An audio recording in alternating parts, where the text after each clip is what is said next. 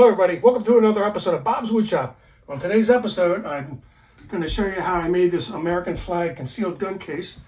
This is made with exotic woods. This is sapele, this is paddock, this is maple, and this is walnut. And on the inside, I've got veneering. I've got bubinga and maple and some dyed veneer. This is also constructed with Dovetail Construction. So let's get into it. I want to show you how to do it today.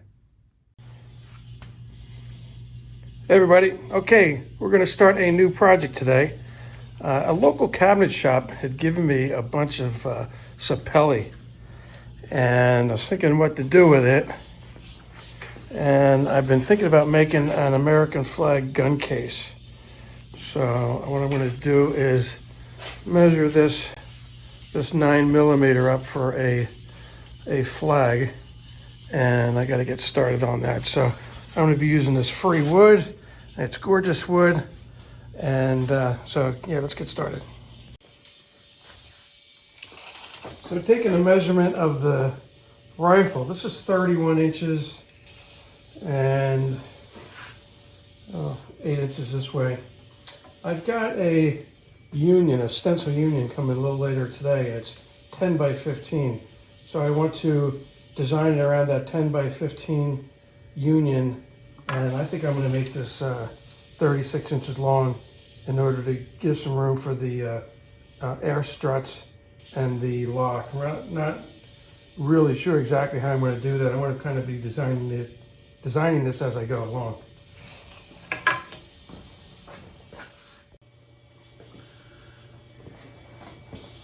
Okay, let's do a little bit of joining. I have to pull the joiner out to get the length.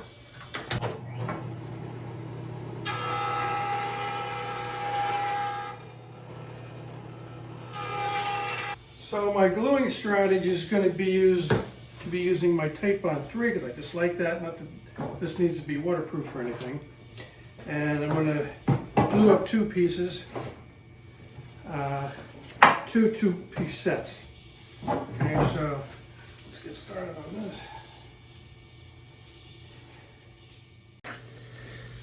Okay, here's what it looks like all glued up. Obviously this joint is not glued, and so I'm going to be making a 36-inch piece over here and a 24-inch, and I need obviously 2 36s and 2 24s. Okay, hi everybody. Hey, I'm over at my good buddy Craig Newton's today, who's the veneer expert in this area. And I decided for the inside of the case to use veneer. So I'm just finishing up the stripes. And I'm going to show you how I'm going to do this. Veneering is a great hobby. And it's a great way to really put some polish and expertise and really good looks into your projects. Like I said, this is going to be the inside of the case. And I'm going to put a blue piece over here. And so we're going to glue this up. And then once we're all done this, we're putting this on a piece of MDF. Once we're done with this, we're going to tape this, and then we're going to use a vacuum press in order to get these all glued down to this MDF. This is Craig.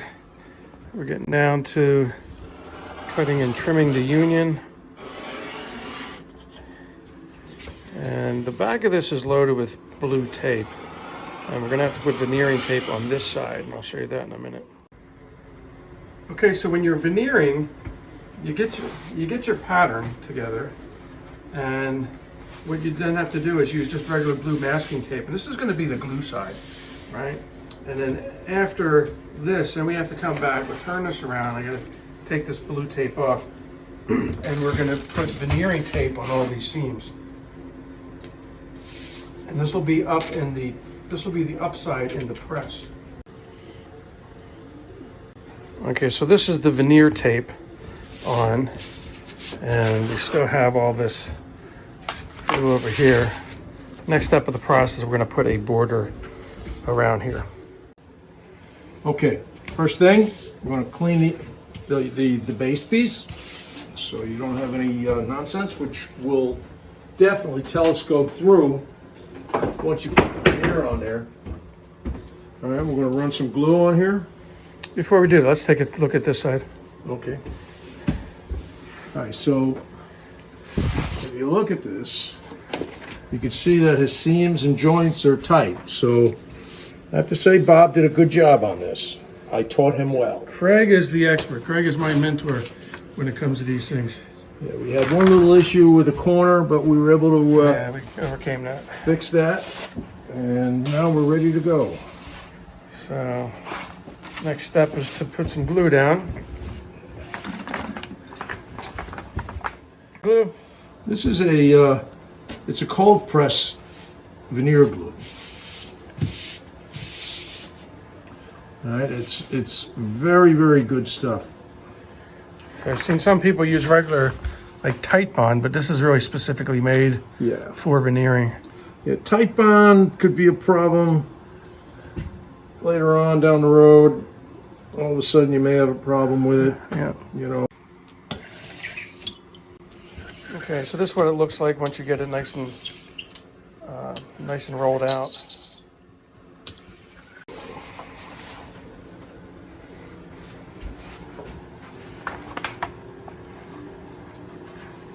So we want to line this up as best we can on the MDF substrate.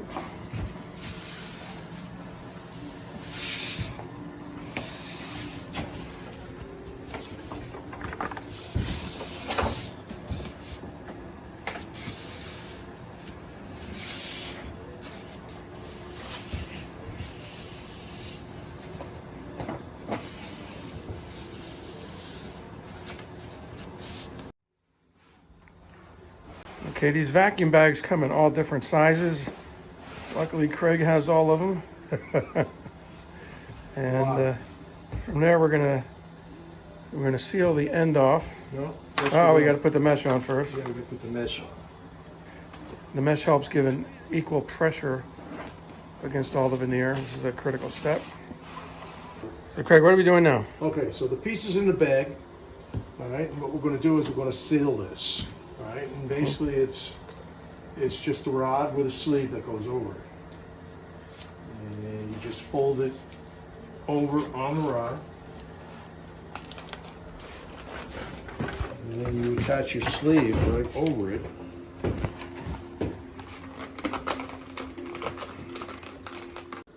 Okay, so it's out of the press. Seems very nice and flat. And then all we have to do is start removing all this veneering tape.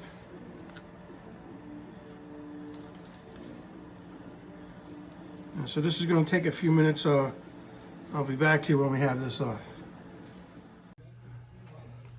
So it's time to start making the front flag, the face of the cabinet. And I'm going to be using paddock and maple for that. And I need some 32s and some 17s, so I'm going to start building that up.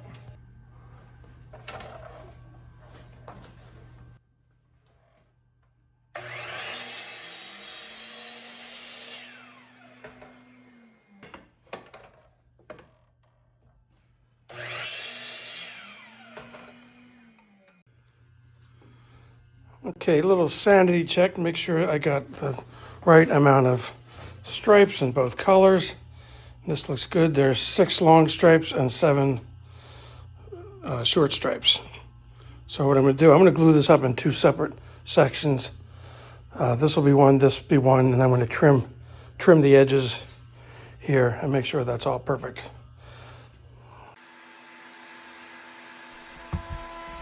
So prior to gluing up the stripes, I'm running a bevel on each of them to give the flag a 3D effect.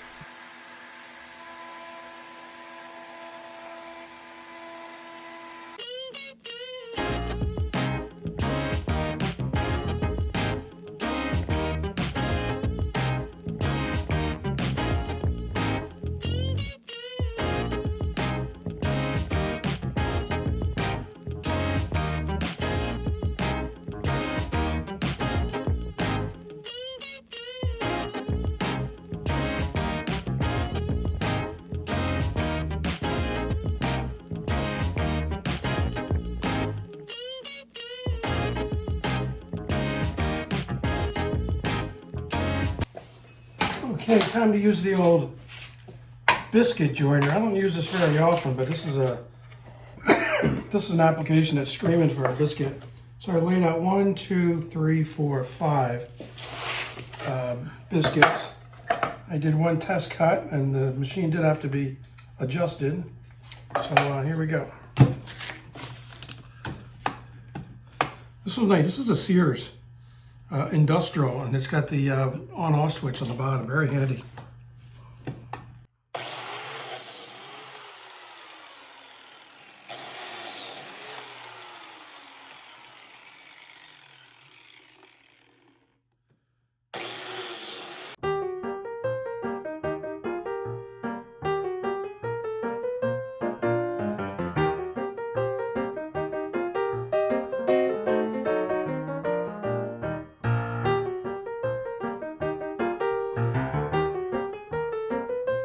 Okay, I went ahead and made a frame for the flag, and right now I just got it butt jointed glued, but I wanted to use my spline cutting jig.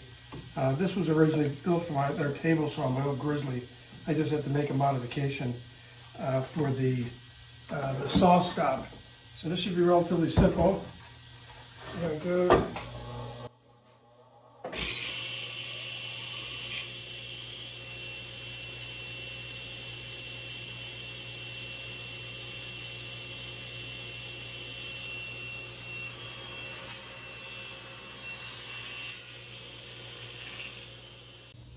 Okay, so I used this piece of wood in order to come up with some splines, and I've got them in all 4 corners.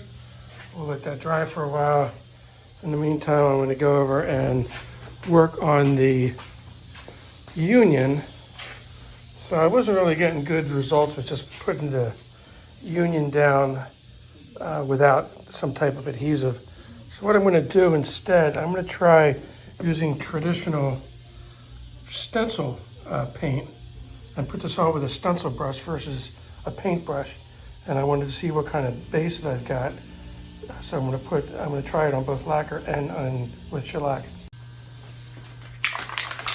I need to put a little base coat of lacquer on here, shine this thing up a little bit, and put a nice base for the enamel paint. I love it when the finish goes on, as you know.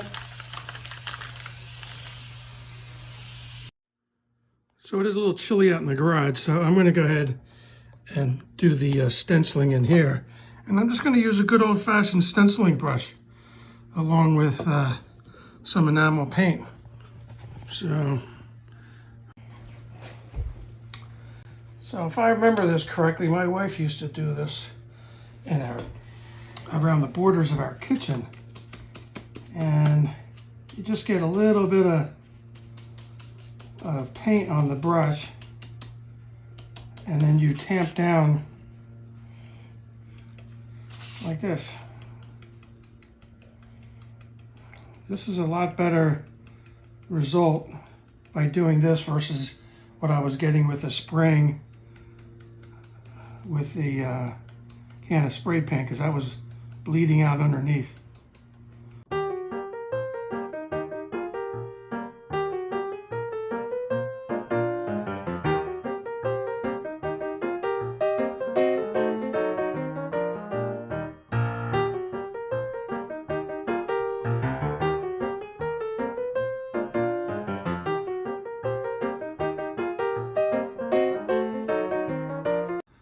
Let's see how this worked. I did 2 different layers of this. I put a light coat on and then went on top of that. And hopefully this worked out a lot better than spray painting. I think one of the problems I did with the spray painting, I put on too much at once. But with using a brush like I did, it should be much better. Oops. Oh, I love it when the plan comes together. That looks good. So it's time to do the dovetails in the case. This is a Peachtree dovetail jig, and this is my real favorite dovetail jig. It's really simple to set up. These fingers are are here, and I have a distance from here to here of exactly 5 inches. So I made the boards 5 inches in order to fit it into the fixture real easily. And then I drew a line right there. That's going to be where the depth of the cutter is, and I've already set that to that depth. Okay, so this is a real messy and dusty operation, so, and my face is going to be pretty close into this. So I'm going to have my face shield, and I've got my ear protection in, and let's get started with this. All you really need to do is follow that bearing inside these fingers, and you got a dovetail. Really, really simple. I love this thing.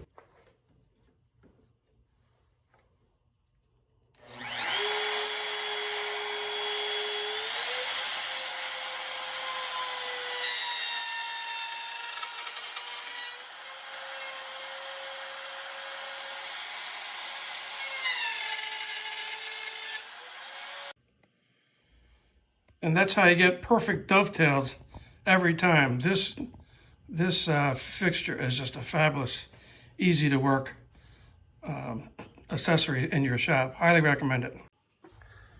Okay, so when using this fixture, you always do the tails first, and then you do the pins. So I got this set up in a separate router bit. This is a straight, let's call it a flush cutting bit. And from here, all we really do again is just follow these fingers. Real easy.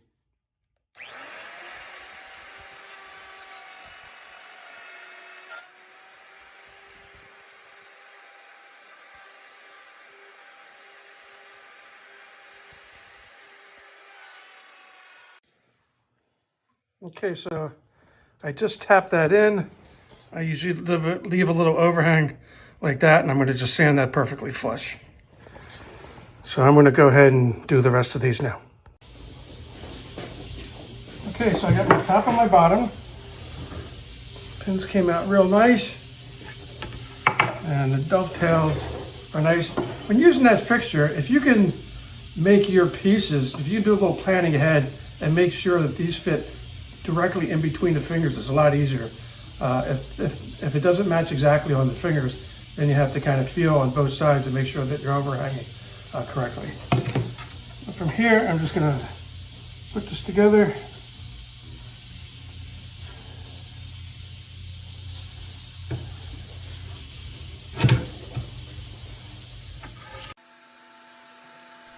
What I'm doing here is cutting a 1-inch relief for the back and the French cleat.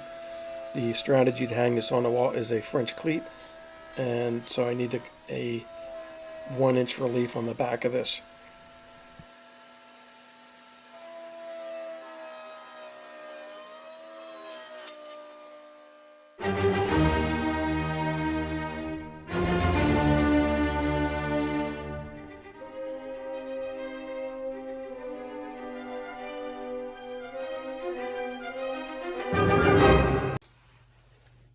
Okay, my strategy to put the flag in here, there's a little tiny lip on the inside of the frame, and the flag is going to sit right on there. And I could either glue this in, which I really don't want to do, or I could tack it in. Don't want to do that. And I'm thinking what I'm going to do is just use pocket holes.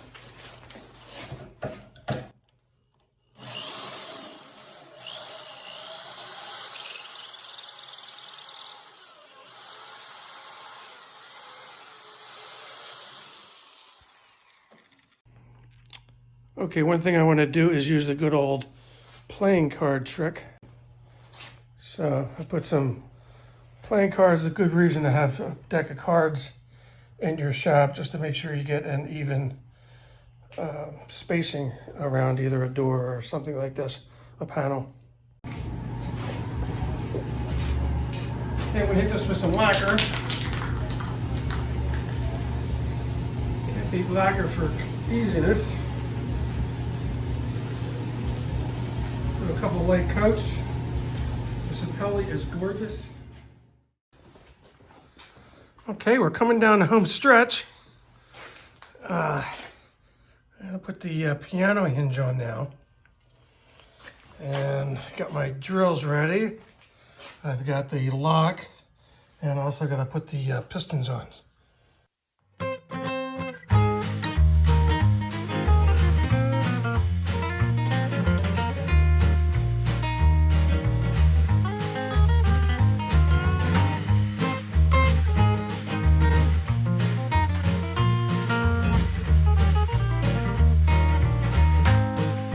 Okay, every project you got to sign, so I'm going to sign it and date it. Let's see, today is the 11th, 12/11/2021.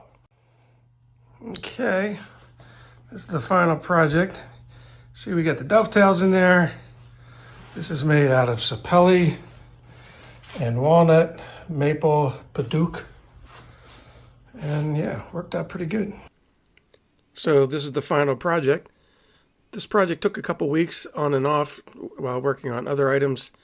I think this came out very nice. I just designed this on the fly.